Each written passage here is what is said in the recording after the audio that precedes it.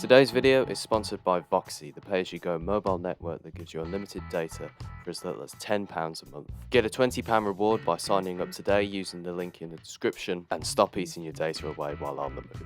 Voxy has got you covered. With unlimited social media, unlimited video, and what's more, all Voxy plans come with 5G ready, so you can get back to watching your favourite YouTube channel. Link is in the description to sign up now.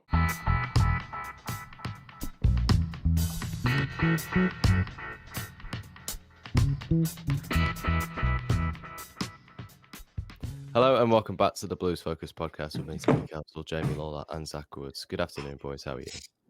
I'm all good. Sorry, I was expecting the intro there. I was paying attention, I promise. But yeah, all good, mate. All good. Sound. I'm all sound, man. All is well. It's been we should probably address where we've been these last few days. We've just been working, unfortunately. I've started a new job. Zach's finishing up uni for the rest of the year, and Jamie's just got work in general anyway. So it's usually Jamie's like the ultra busy one, but recently we've all been fairly busy, so it's quite nice to share it around for once. But we're back today. We're talking about quite a lot. We're talking about the Sunderland, the Millwall, Blackpool, and the Coventry game coming up as well. So I suppose we should best just get into this. So where should we start? Should we start from yesterday? Yeah, we can start from yesterday. Talk about the boring, dull, painful to watch game that was Blackpool. I thought it was a very it wasn't an awful performance. It was just extremely flat and lack of. You can tell the job's done and that we're safe and we're not really pushing for anything. I mean, Blackpool weren't much better. They don't look like a team who are desperate for points. They look like they'd accepted their fate yesterday. But yeah, really poor performance. Few chances for us, few chances for them. Sloppy goal to concede. Just I can't say much more other than it was terrible. Really, the only shining light I mentioned was Job. I thought Job had a fantastic game yesterday. Thought he was very good against Millwall as well. But other than Job, it was just dire performance, dire watch. Everything about it was just terrible. Yeah, he played well actually. To be fair to him, considering he's still only 17, it's his fifth start this season, fourth. I can't remember now. I think it's only his third. I swear he Is it? started. I think he started yesterday. Started against Millwall and then started against Sunderland prior to the World Cup. Other than that, I don't think he's had any starts. Might be third then, yeah, sure. He played really well. Also, Jordan James was in the team as well, which is nice for him to get a proper game, rather than just 4 minutes at the end. It was a bit of an underwhelming game. I don't think anybody was really expecting otherwise, really. It's towards the end of the season, we've got nothing else to play for. And the atmosphere was a bit flat as well. I'm a bit disappointed by that. It was nothing really. There was nothing really going or no chance. I mean, the best thing about yesterday in the crowd was probably that pink donut that was being passed around. The only highlight for me, mate. Yeah, it's been like that for weeks, months at the moment. Though St Andrews just having an incredibly flat atmosphere. I think it used to be such a scary place to come to. Now these days, it's just I think hopefully we've had some good news in the last few weeks. So and hopefully off the back of that and off the back of maybe a few better results on the pitch, atmosphere can start to pick up a little bit. We've got that to talk about as well. Bloody hell! Where do we start with that? I know. Bumper episode today. It might be quite a long one actually. I think what we should do actually, we should just sort of refer back to other games really. So like if we talk about a certain player, we could refer back to him playing against, I don't know, it's like Joe, for example. We talk about him playing against Millwall, but because that game was probably it was the best game that he's played for us so far, wasn't it? Yeah, Millwall. Yeah, definitely. I thought he was better yesterday. I'm not. I thought Job was brilliant yesterday. I thought he had his best game by far. He was, to be fair to him, he heavily contributed to the Millwall goal. Though he picked it up. He picked it up deep, didn't he? To be honest, he picked it up in the defensive third. I know it wasn't him who got the assist or anything, but he picked it up deep and played a nice pass. I think it definitely was Job contributing in some way. I know that for sure. But in terms of, I thought he was brilliant. Yes, and that's not taken away from Millwall because I thought he was good against Millwall, but he just seemed to get a bit more involved, a bit more stuck in it. It felt like we were watching a bit more of a Jude Bellingham yesterday, rather than the Joe we sort of been used to this season. Because I think the times he's come on, certainly at the start of the season prior to the World Cup, and when he started against Sunderland, he didn't look great, to be honest. But I think recently, these last two games, he's been fantastic. He's been our standout player. So, but yeah, to be fair, he was brilliant yesterday and just as good against Millwall, to be fair. He's still a young kid, isn't he? What do you think to the last few games, Jamie? I completely agree. I think he's also. Sorry, I think you can see that he's gaining confidence as the season's gone on, them little things he did. And I think, remember when we had Mike, obviously Dodds, on this podcast, and he said the hardest thing that Jobe's going to have to deal with is realising that he's Joe Bellingham and not Jude. And I think yesterday, and Millwall was that performance where he kind of went, I'm not Jude, but I can do this, I can do this. And he kind of showed his maturity at his age to knock the ball about and them little things he did. And he just looks like he's got a lease of life on the ball a little bit. He's got that freedom to run about.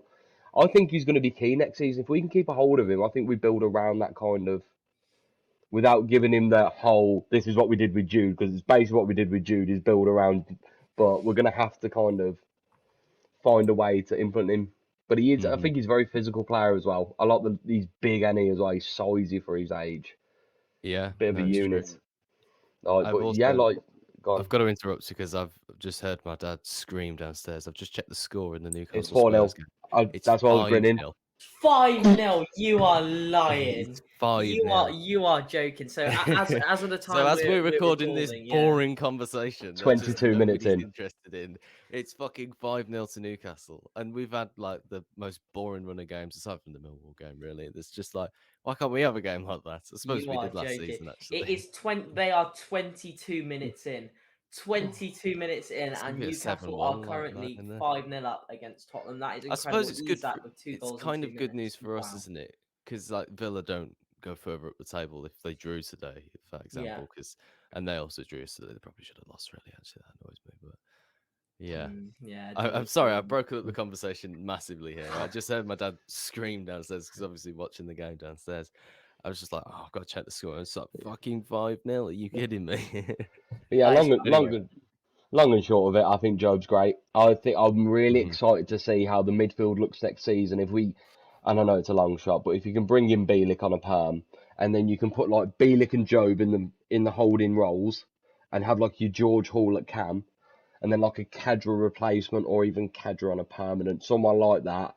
Obviously Chongi on the right and someone up top. I think that's a very dangerous midfield. I think yesterday, Mm. I'm not just saying it, I think if you have George Hall at cam instead of, was it, who started Jordan James? As Hey. much as I like Jordan James. Jordan James and Hannibal seem to be the wide Yeah, players. yeah. Definitely. And if you put, you know, like Reader in instead of Hannibal and you've got Hall, Chong, Cadra, Uke, I think we'd smash Blackpool yesterday. I think that little bit of extra pace and aggression. Mm. I think We've said, Jobe's so good. we've said it a few times this year, but I think our youth is so exciting right now. Jobe is starting to really come into his own and start picking up the performances and playing really well. We got George Hall, who's been fantastic this season. We've got Jordan James. I mean, even speaking on Hannibal as well, right? I've seen an article recently with Man United potentially wanting to sell him this summer. So you know, it's exciting times. I'm a bit more optimistic now with the likely new ownership of the club and you know, Man United potentially wanting to sell Hannibal, all that good stuff, that we could actually keep some of these players. Because if we look back at our podcast we filmed a few months ago, we're all of the mindset of we won't keep any of them, but it's been nice having them while we've had them. But you know, things are starting to look up a little bit. We could keep maybe some of our loans and invest in the academy and really kick on. Yeah, Can we Go on, quickly Jamie. talk about shithouseable at Millwall, by the way? I fucking love that. In the Oh, 95th minute when he won that free kick and just booted the ball away and did that, I was pissing myself. what An He's enemy. such- He's an enemy to the Millwall fans forever now. He is. He's if just if there's cemented himself in that. if there's one ground you don't be a knobhead at usually as a football player, it's Millwall, and he just doesn't give a shit. He just He full doesn't sends care, it. man. He loves it. That's what I I'd like sign him about just him. for that.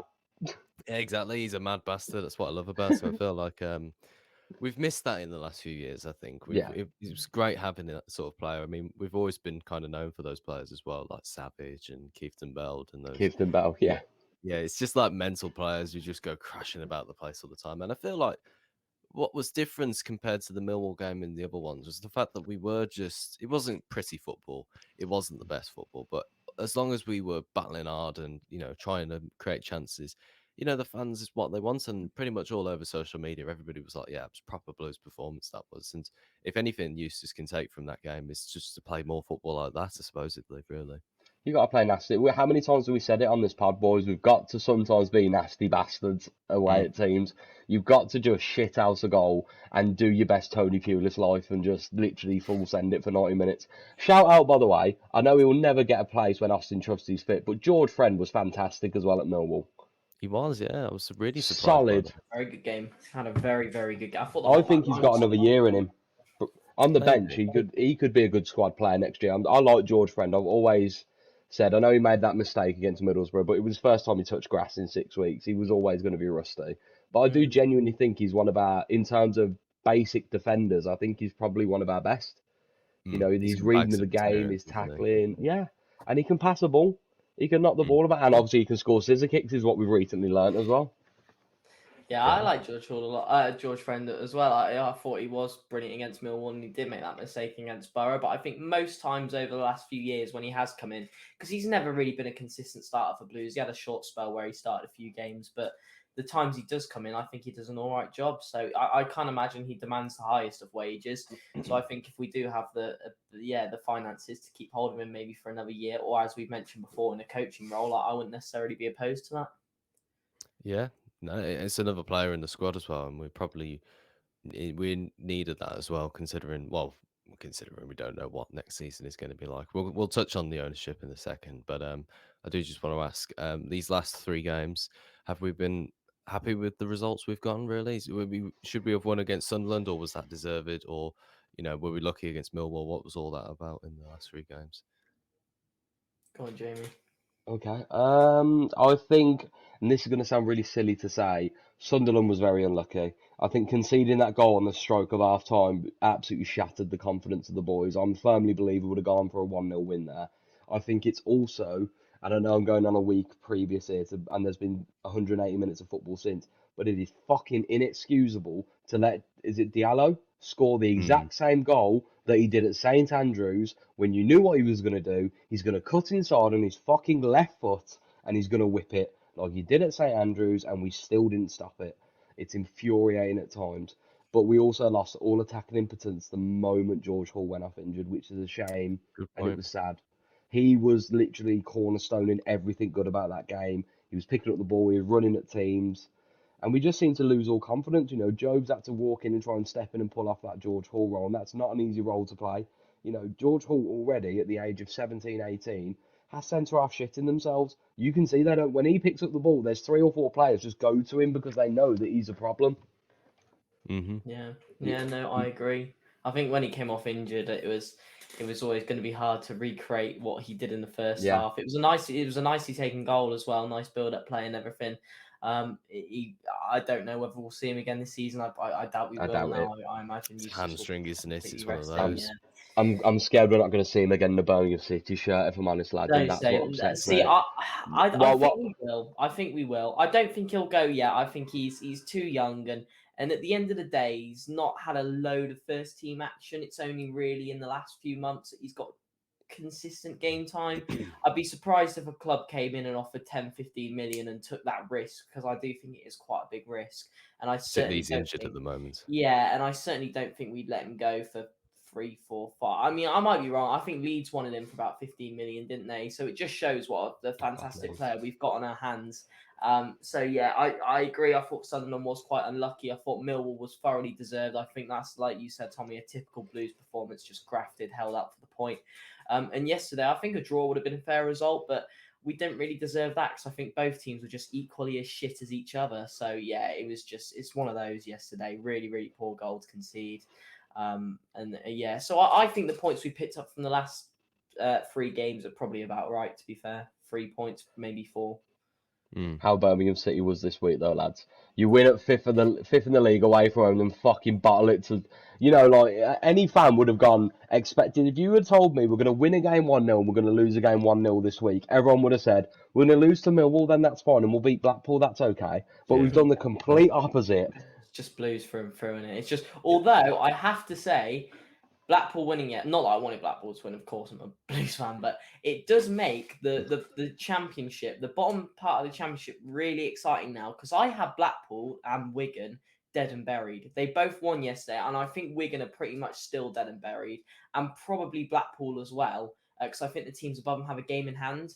But those two winning yesterday have made things very exciting. QPR winning away at Burnley as well was just incredible. And this is why, right? I got a bit of stuff for saying I'm not comfortable until we're mathematically safe. And this is the exact reason why.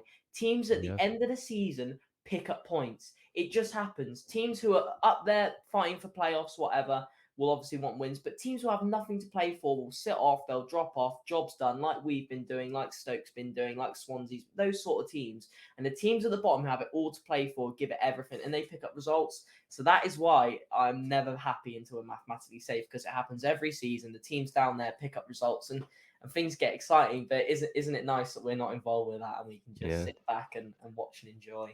I mean, I'm more hopeful that Sheffield United have it all wrapped up going into the final game of the season, so they don't give a shit, and we actually just have a go. I really want to end on more than. I don't want to lose these last two games. I want to end on more than 53 points, so we can at least get that off the back and go highest total for a while now. Thing is, though, I think we'll have a better chance of having a more entertaining game if they're not still promoted, because they will want to be going for it, and there'll be a lot of back and forth. It won't be like 90 minutes of them just having the ball, which will probably be like if they are already promoted. Cob's going to be interesting because they're playoffs. Yeah, I'm hoping that'll be an enjoyable game. Yeah, it should be a good game. We've been given a big allocation. It's a little bit of a rivalry, I guess, and we just want to ruin the party, don't we, really? So and a little bit of a robbery as well with the fucking prices they valued it. I know, cheeky bastards.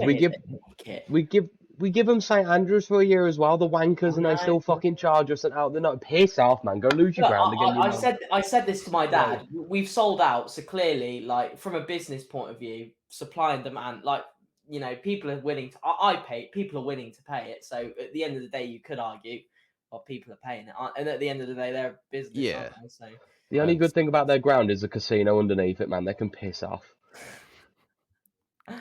Sorry, it's extortionate. I'm sorry, but when I read £33 for a ticket, I was like, "You joking, man?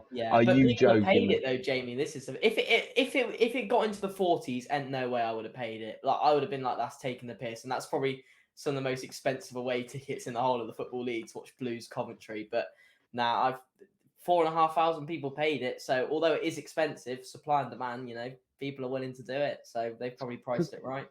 Because it's the closest thing to a derby we've got left, isn't it? It's the last away game of the season. They know everyone's going to want to have party time there. It's going to be a laugh. I really hope we just tramp them 3-0 at their ground, and I hope we just laugh all the way to the bank. Yeah, me too, mate. Laugh all the way down the casino. No, honestly, I hope we shit out them down to 7th place and they just don't get back. Yeah, it's still very tight, isn't it? Sunderland beat the Albion today. That's put a massive dent in them being finished in the playoffs places. Coventry are 5th. We've got to play them next. Sheffield United still could potentially drop into the playoffs if all things go horribly. It's tough. It's going to be an interesting end to the season for those teams. Whether we can make an enjoyable game out of it, however, I'm not too sure. I mean, like, I was expecting yesterday to be good. You know, it was like a big game that Blackpool desperately needed to win. I was thinking it's going to be sunny. It's going to be enjoyable to watch. It's going to be a good game of football. It just wasn't though. That's really unfortunate, and that's why I'm a bit, I don't know, pessimistic about next week against Coventry. Now I'm thinking, what's that going to be like? Is it going to be the same? Because if it is, then I mean, what else am I paying for, really? Just watching a couple of blokes kick the ball around on the pitch for 90 minutes. It's like, come on, fucking somebody just put a massive tackle in, like Hannibal or something like make that. things exciting. Just start Hannibal. A fight for no reason, yeah. Just start Hannibal. Just literally go, listen, lad, you're probably not going to be playing for us next season. Just shit out someone. Just go through someone, man. Just do it. It's a lot of money that these fans have had to pay today, and we've got bugger all to play for. Go and fucking do something. I reckon, make the game exciting. Just start a fan, just for entertaining purposes. Yeah. Why not? Do a magic trick or something. Just make things exciting. Do you know what I mean? Now, but yesterday was so like I said, I don't think I've yawned so many times because normally by 3 o'clock I'm pretty awake, but I don't think I've yawned so many times for a Blues game in my life. So I was yawning quite a lot because I had a few to drink before I went to the game, so I was a bit pissed already. So I was like, God. I'm trying to keep awake. Oh mate, it was painful. But there you go. They happen every now and then. It is what it is. At least we're safe. At least we've played shit when we're safe. I don't. Yeah. All right. All right, we lost 1-0. That's fine, but I'm still, from what I've read and saw, like we had some good chances. It was just one of them shite where we just gave up after about an hour of trying and just went, ugh, and The then thing shit is, house goal yeah, happened. I think when the game's flat and you play flat, like I think you're so much more prone to mistakes, and that's exactly Hmm. what happened yesterday. And Good Kevin point. Long nearly made the exact same mistake again with like 5 minutes did, yeah. left, and I was thinking, you know what, we deserve this, because if we're just going to accept, oh, we're fine now, and we're just going to play flat and not go for it and not put in the effort, then we deserve to lose those games. But I want Eustace to wake us up for the final two games, really get us going, really get us motivated, because 2 games left, then they got a few weeks off, go on holiday, do whatever, but just put in a shift for these last 2 games, because you always want to end the season on a high. I just want us to finish above 17th, just to show that little bit of progress, because like I've said, we've been stagnant for years. So let's just get a few results now, hopefully finish 16th, 15th, maybe even 14th, who knows, and just have a good end to the season. Where is the highest we can finish now? I Is it like don't know. 59, There's a bit 59 of a points is now gap. where we can. Yeah, it's Swansea who's got a bit of a gap from where we are, isn't it? So yeah, looking at the Because they tables, they we slapped are. Norwich, didn't they? So Bristol City 56, Hull 56, and then us and Stoke on 53. So we can, and then Watford in 13th on 59. So I mean, technically we can finish 13th. That won't happen. So we're looking at 14th, 15th, 16th, or 17th really. QPR on 47. They won't overtake us now. So yeah, we can finish 17th, 16th, 15th, or 14th. Let's make it 15th or 14th. Let's make sure Make it's it not 14th. 16th I or want to finish 17th. as high as we fucking can. Yeah, I know. Just one of those two. Just something that's shown a little bit of progress, a little bit of development, and then I'm just happy. finishing I'll in be next happy with season. 54 points at this point. I just a point over what we've had for a long time. That's at least some progress to how it's been going. I know that's pessimistic, but anything, Can I also anything that say? isn't 53 fucking points. Can I also say it's not the highest points tally we've been on since Barrett was left or whatever it was. We technically finished on 61 with Gary Monk had we Yeah, not the had the points 9 point deduction. deduction Yeah, because we won those points. We just had them Yeah. taken off us. That's all. So it's not the same points tally or better than the points tally. Had we finished above 61, then that would have gotten us our highest points tally since then. Which, yeah, it's just how it is really. But in reality, it's been better than we expected this season, so that's okay. But we'll move on to the ownership talk now, just after a word from our sponsors. This video is sponsored by the Modern Milkman.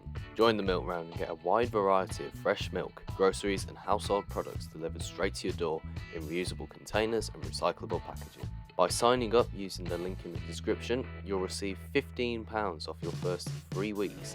And you'll also be directly supporting the channel. So click the link in the description to sign up now. Now back to the video. Right, let's talk about the ownership and the new stadium potential changeover. I'm not so sure what to call that. Who wants to start us off with it? I'm happy to do it. I think it's fantastic news. Stuff's finally moving in the right direction for Blues. So remind me, I've forgotten the name of the bloke. Obviously, Jeremy Dale is rumored to be like with this. What's his name? Tom Wagner? Wagner is his name. Yeah. Yeah, that's it. So an American businessman, isn't he? So I think it's fantastic news. We've had the club obviously confirm that BSH are looking to sell, which is brilliant news as it is. Now we're getting names of people who are looking to be involved, which I think is equally as fantastic.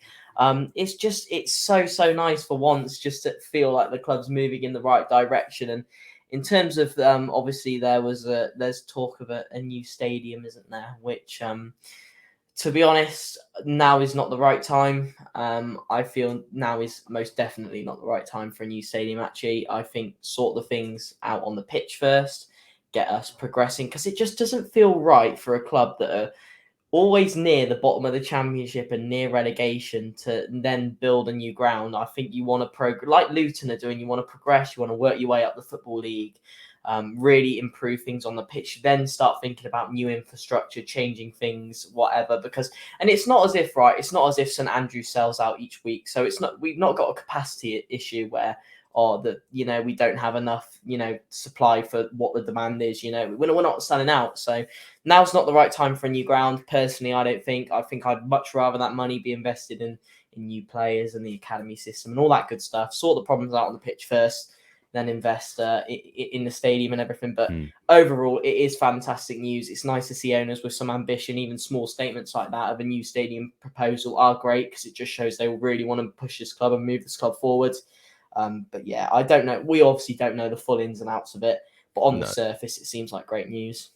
Yeah, you're right as well. It's not the top priority at the moment. It is on No. the pitch, and it has to, and it's needed to have been for a long time as well. And perhaps it hasn't been under the reign of BSHL. Perhaps they've always been thinking big. But Jamie, I mean, like, is this? I mean, first of all, I mean, this is only rumours as well, though. It's not fully concrete yet, and we haven't got all the inside of it yet. But like, does it sound legit to you?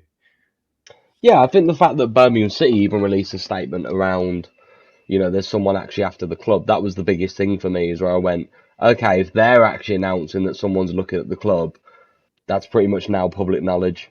Like, in terms of the stadium, completely agree with Zach. Also, why the fuck would we look at buying a new stadium when we're mid-developing our stadium anyway? It's just a point that we might as well have just pissed over $1 million up the wall, them trying to fix the stadium we've currently got. The only It thing makes no with that sense. argument, it doesn't know, you're right. But I think one of the arguments for that is now that there's new investors, they don't have to fix that stadium because it's going to be demolished anyway. That's true. What was it? Housing, was it going to be?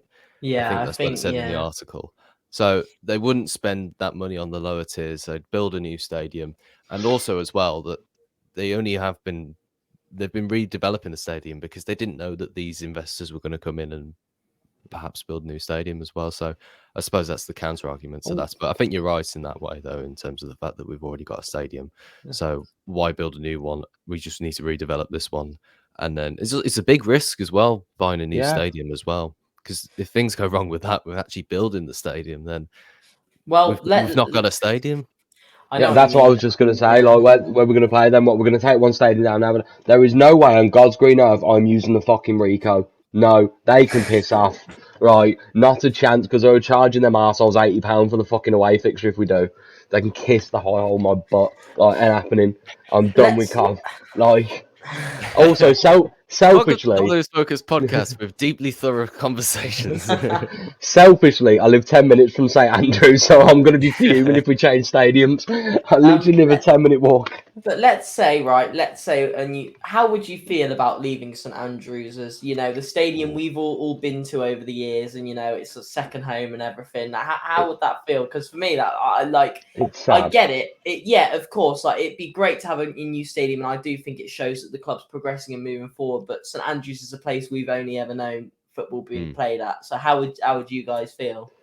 It's sad, isn't it? Like, there's a lot of, especially, we've all been going for a long, long time now. Like, there's so many them moments in that stadium that you feel, them little things, you know what I mean? Like, watching Craig Gardner banging the goal against West Ham to get us into the fold. Like, little moments like that where you sat in St Andrews and you're going crazy with your lot and your friends. Like, them memories are going to be sad because you're kind of like, the Premier League days and the little shithouse moments that you have in there, the laughs, the Europa League run, like, there's little things in there in recent history where we've had some fucking good nights there. Like, some good times in here. Like, but it's one of them, unfortunate. Gone. It's also incredibly sad to think that we might say goodbye to St Andrews when it's half shut. Yeah, that's another, last few years, like Jude, like we brought Jude back to say goodbye because he didn't get a chance. Like, little things like that, we always, as a football club, seem to just leave stuff half done at the best of times. We don't have a proper send off and stuff. But listen, it's one of them. Unfortunately, we live in a world where everything is just progression now, and if the next stage progression is a new stadium for St Andrews, unfortunately, so be it. I would be very happy to know, though, that we're getting a new stadium who are not under BSHL. Yeah, that's something that gives me some positivity. For the love of God, keep it at St Andrews, though. Don't be giving it no American name, man. None of this. Don't be like New England Football Club or something. None of this. Like, we're all on the same page with that then. Yeah, exactly. Like, keep the traditional values of a football ground, and you don't Americanize it, and don't have halftime shows and all that bollocks. So just keep, Yeah, I know, but it'd be devastating because it's all we've ever known, and I'd probably rather them just, if like I said, now is not the right time. I'd probably rather deep down them just extend St Andrews, extend the make the stands bigger, whatever. I don't. It's such a tricky one. It's all nice having a new stadium, but St Andrews is our second home, isn't it? So it's a tricky one. But one thing I am adamant about is now is most definitely not the right time. And even if in the next, I do not want a new ground until we're progressing on the pitch as a club. If we're in this position next season where we're right at the bottom of the championship and the ground's still half empty, yet we're talking about building a new stadium with a 40,000 capacity, when we can hardly sell out the 20,000 we're allocated at the moment. It's not now is not the right time. Let's work our way up the championship, potentially a playoff place, Premier League one day, who knows? But now is not the right time for a new ground. Invest in the players, invest in what we've got at the moment, and then think about it for the future. And yeah, also, much as a lot of us have said already, get him fucking stoned that he's actually taken us over as well. Then we've got all this hope and we're probably about 75% certain it's going to happen. But until I see an official, he is now ownership of the club, he is now has shares in the club, I'm also always going to be a bit, I've had my heart broken too many times by this BSHL bullshit now. I can't keep doing it. Not only are we Birmingham fans, we also support England as well. That's painful enough. We're used to disappointment at the best of times. So I just want an actual certified, this is happening, here's what's going on. Fantastic. But yeah, it's great though that BSHL are finally, well, they definitely are going to leave eventually because they've made it clear that they want to for the last few times now. So I'm happy about that. The only thing I'm a little bit concerned about is, are these people legit really? And I'm looking at these sort of things, I'm thinking, and again, I'm not a proper, I've never studied law, or I've not studied whatever it is, business or is, but I don't know what a hedge fund is. That's why I'm not sure about that. No, I need I'm to not sort sure. of, I need to sort of know what I'm getting into. And these people, Yeah. obviously, if they are going to own the club, I need to know, but pretty much, do they have the money that they have? Because I'm pretty sure that these people don't have £9 billion to spend on the club. If you want an in-depth analysis of the ownership and the structure and the thoughts of people in the know, this is not the right podcast. Yeah, we are not those. We are just fans making our informed opinions on how it seems. If you Dan want, Ivory. just wait for Dan's articles. Yeah, just I do not. go to Dan. I do not trust anything or care about anything or believe anything until Dan's releases article. Once that's out, I'll When you believe marry him, then. When it comes to Birmingham City, he is the oracle, though, isn't he? Like he's the man. he could convince me the sky's red, and I'd fully believe him and firm it at the minute. I'm just like, yeah, sound cool. Sky's red then. Yeah. But we are just speaking from a fan's point of view as what this seems. If you want in-depth stuff, you won't find it here. What is Dan basically like the Birmingham City Fabrizio, where if he tweets somebody, it's gospel, it's happened, it's done. Yeah, he is. He is the Birmingham City Fabrizio. There we go. It's one of them. Listen, we have to trust in the wonderful EFL and hope that their good and proper test is perfect, because they've never let us down with that before. No, no. They've always been so fair and so obvious. It's really we clear love and the transparent. EFL. We love the EFL. They're really nice. I love the EFL. They're really nice people, actually, and they've never let us down at all. Like, I'm gonna get up the EFL going, I reckon. Little chant going. There we go. I think though, EFL. One thing that I think people should consider is the fact that I don't know, I'm not entirely sure how to word this, but I think for the fans who want to stay at St Andrews and are completely objecting to the fact that we are going to move, I think you've got to understand that sometimes you don't really know what you want until you get it. And then kind of sort of, I used the example of Lukas Djukovic, for example. Like, who'd have thought when we bought him in 2016, 2017, whenever it was, that he'd turn out to be one of our highest goal scorers, one of our most important goal scorers in the last few years, and arguably a club legend as well. So, and he is a club legend. We bought him for $1 million as well. So, like, I mean, like, we didn't know that. So when we bought him, people didn't even know how to pronounce his name. So, like, now we still just don't. Duke, isn't it? What if it was just shout Duke? Like, can you spell Djukovic out of interest? Oh, yeah. Hang on, give me a minute. It is J-U-T. Well, no, I've written his name a few times, so I've mastered it now. It's like my little party trick. I can spell Lukas Djukovic. No, that's it. Yeah. Give me 10 beers. Hey ladies, look what I can spell. It's one of them. I love Jukovic, and I really hope like we get another year or so out of him because he is, Gotovic. It's his name to me Yeah, because he is. He's just what a guy, hero. man. Like he's What a just man. when times are tough, you can rely on a Duke, can't you? When times Yeah, are tough, you can just go Duke, just go. He had a knock. He had a knock. Apparently, he was unsure if he was I going to know. start, and he still performed 90 minutes, didn't he? Like the man just doesn't care. He's an No. absolute battering ram. Hero, any hero. One thing I do want to ask, and it's sort of me and my dad were speaking about this yesterday. We had quite a good debate and everything, but moving away from the ownership, I think we've covered most stuff there, haven't we? Pretty much. But Yeah.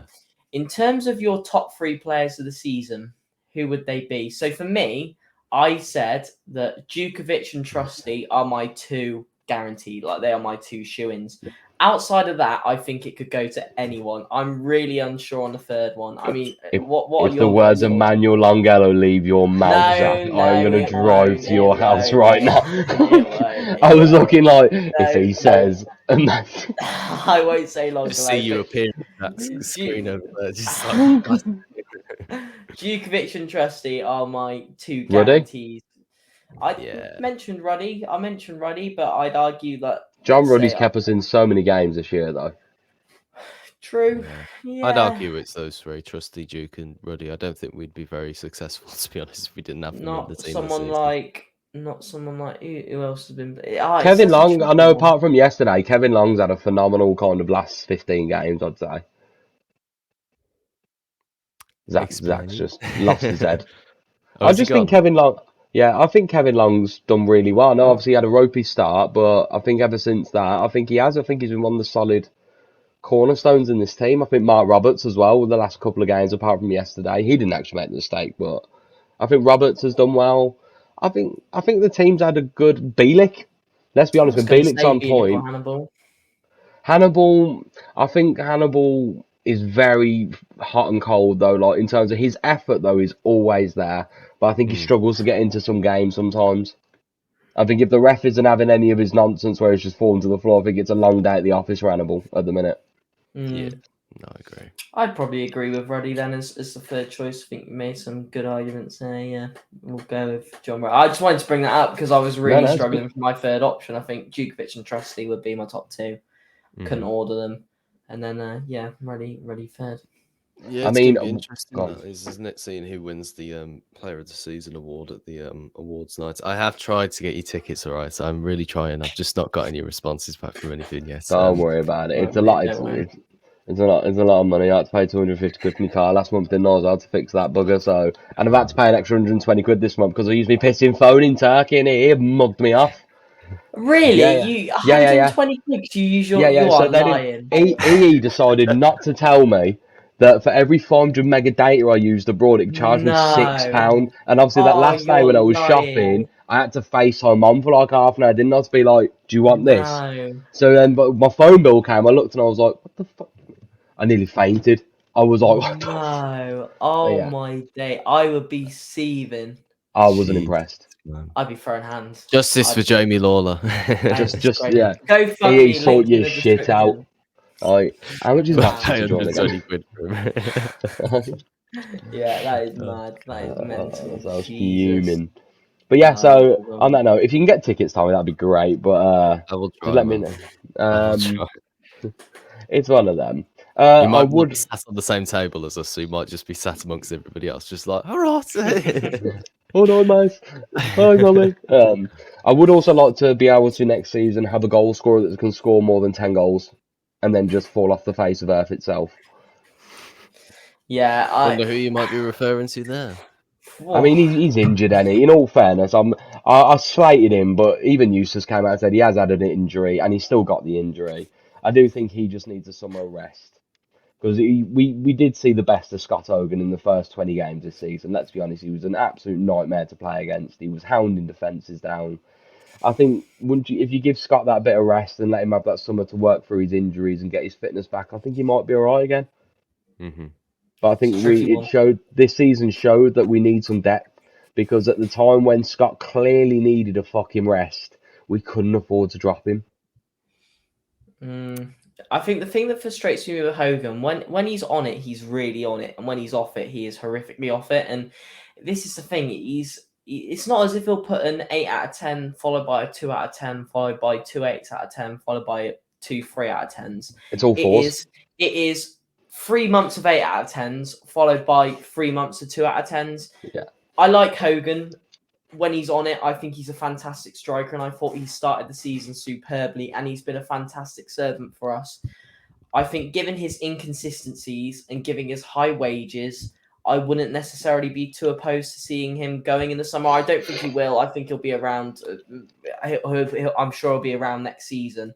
I just think he is a good striker. He gets the goals when he's on it, but when he's off it, he really, really struggles and can be quite detrimental in terms of, I think, anyone will be better use at times when Hogan's up front. And that's not me being harsh. He just doesn't put in the effort, I feel. A lot of the time we'll see him walking around and just want a little bit more from him. So it's a tricky one. When Hogan's on it, he's superb. We love him to bits. What a striker. Pre-World Cup, best man in Birmingham. But recently he's really been struggling. I know he's had a few injuries, but... I'm so sorry, Zach. Just look at them. Me and Jamie locked eyes perfectly when you said superb then. Yes. You know what? I haven't We used love superb it. that much recently. I know, that's why it filled me with joy, because I love it. I'll bring it back. I think the only thing is I wouldn't like to lose Scott. I know he irritates us all, but the thing is with Hogan as well is, at the minute, we're unsure if Troy's staying. We're unsure about Uke's future right now. Obviously, we want to keep Uke, but he's also 34, 35. 34, yeah. Yeah, like, you know, Yeah, and then that's a good if you point. talk in the, I know all our strikers are over 30 technically, but you can't have an unsure future with no senior striker, lad. Otherwise, Because the thing is, yeah, no, I do completely agree with that. If we are to keep Hogan, I think, look, all strikers have rocky periods, rocky patches where they'll go 3-4 games without a goal. The problem with Hogan is he'll go 10, 11 it's games 20. without a Yeah. goal. It's just a bit the inconsistencies and the bad patches and the bad spells and the bad runs of form last a bit too long with Hogan. That's his problem. So if we are to keep him, which as I said, I'm sure we will, and he is one of the only senior strikers at the club potentially next season, and he's just got to work on being a little bit more consistent, because when Hogan's on it, he is superb. So yeah, He is. I watch him. don't disagree. Like, I feel like shit, man. I just want Lecco back as well. You know what I mean? You know, we should never have got rid of Lecco. Like, he's done it. He's actually. Oh, what the hell is that? Oh, is that the emergency thing? Oh, it is. I want to put my phone on. I'm excited. Think about it. It's not even 3 o'clock. It's fucking 1 minute to 3. Oh, fuck, man. That's on my phone's dead. This is a test. An emergency services, a new UK government service that will warn you when life-threatening emergency nearby. Well, that's an interesting bit of the podcast. Great, my whole house is going ballistic about it, so everyone go, what the fuck's going on my phone, man? It's not even 3 o'clock, though. It's I want 1 to see minute it come to 3. through. I want to turn it off. I don't care. I would. It's kind yeah. of creepy. Oh, yeah, Imagine there it is, how found it. creepy. Imagine Emergency how alert, creepy service it would alert, be turn them if- off, thank you. That is a creepy, is a creepy, sound and notification. Imagine receiving that and you're like, nuclear Shit war, myself. take shelter. I'm just surprised though. It went off 1 minute to 3. Why didn't it go off at Have 3 yours o'clock? gone off? No, I turned mine I'm off. waiting now because I'm scared. Oh, God, mate. On that wonderful note, UK government, can you fuck off and leave my phone alone for fuck's sake? Fucking ping me through bullshit. I don't care. What natural disaster's gonna hit me? Like, I'm alright. I'm okay, don't worry. You've both just jinxed World War III. I'm getting called up, it's fine, isn't it? Like, I haven't had the notification. See, Zach will be like a journalist, won't he? Just running around all the war zones. He's like, journalist! I'm a journalist! Meanwhile, me and Jamie are on the front line gunning people down. Me no harm. Thoughts on Blues?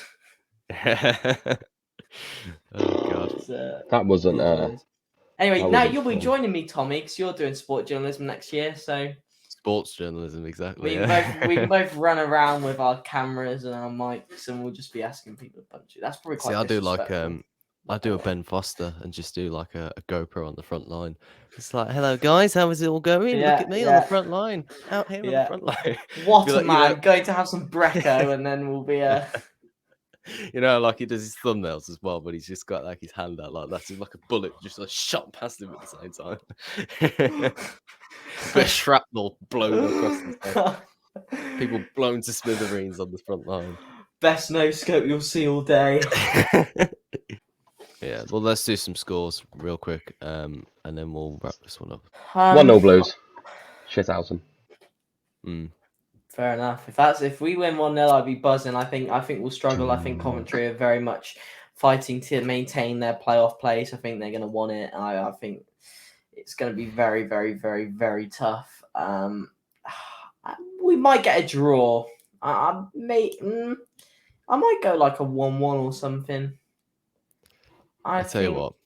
I've said a lot of draws at the moment. But I think deep down I do think Cov will get the win, but I'm quite negative when it comes to our results. So I'm going to go with a 1-1. Okay. I'll just make this interesting because I can't think of a result. I'm just going to bring up a random number generator from 1 to 10. I feel like you've given up with this podcast, Tommy. I have. As soon as that alarm went off, my brain's just been frazzled. Yeah, it's blown my head a bit. I'm not. I'm going to go. So generate for the first. This is going to be Coventry score. So Coventry 4, Blues 7. There we go. So there we go. 7-4 Blues. win. Imagine if the that's game right. of the season. Just imagine for a amazing second if you've got the correct score at 7-4. I'd love Who'd to have know. thought Newcastle would be 5-0 up at half time? That is true. If someone said 5-0 up in 22 minutes, that's mental. But could you also show my current setup on the screen as well? Yes, I did forget about that. Yeah, that was. We'll flash a picture up now of it. It's a genius. It's only the highest of tech here at Blues Focus. This is Zach's setup for those that are interested. He's got a couple of Easter egg boxes. Incredible. One still with the box, with the egg in the box as well. They've both still got the egg in the box. So I need to eat them. But yeah, that's. I didn't even get an Easter egg over Easter, for fuck's sake. This is bullshit. We had 4 in the house when my mum ate them, and then went, "You're getting a bit old for Easter eggs." Oh no, hang on, like. Apparently, my retort of "you're 70 next month" didn't go down well. Well, I was like, "Well, hang on, like." Wow. We included this in the episode. Yeah, I don't care. What you gonna do? Bring it, Sal. Fight me. I mean, I'd lose, but we move. Oh God, just end this podcast, Tommy. My God. This episode is just shite, honestly. Yeah, no, to be fair, the first 45 minutes was fine. This last 5 minutes has taken a Which serious just sums hit. the Blues up perfectly, doesn't it? It was fine until 8 minutes ago when my phone decided to shit itself. And you shit yourself as well, to be honest. I did. I'm scared. Anyway, on that note, you want your mum who's about to beat you up as well. This has been the Blues Focus podcast. We shall be recording the next podcast according to Zach in a bunker. So that will be interesting. Although technically speaking, we are planning on doing an end of season pod in the studio again. We're recording it on Tuesday the 9th. So that might be the next podcast. It will definitely be the last podcast of the season. Whether it's the next podcast, I'm not too sure because, like I said at the start, we're very busy at the moment. So we'll just see how it goes. But yeah, in the meantime, be sure to like and subscribe and listen to us on Spotify, Apple Podcasts, Google Podcasts, all through the Sports Social Network. You can also follow us through the social media links on the screen as well. Thank you, Jamie and Zach, for joining me again, guys. It's been really good having you on, getting your insights in on the Blues as usual. Even though Jamie's is as thorough as shit. Oh, shit. I don't want to pay 30 fucking quid for a game, though. I don't. Like, it's bullshit, right? Don't get me started on this again. Cov can fuck off, right? You can have this bit in at the end. I don't care. Cov, piss off. Like, we borrowed you, St Andrews, because you were in the fucking bin, and you have the audacity to charge us 30 quid for a ticket. Do one, man. Do one. Lose your ground again. Right. Thanks for listening. And keep right on. Keep right on, guys.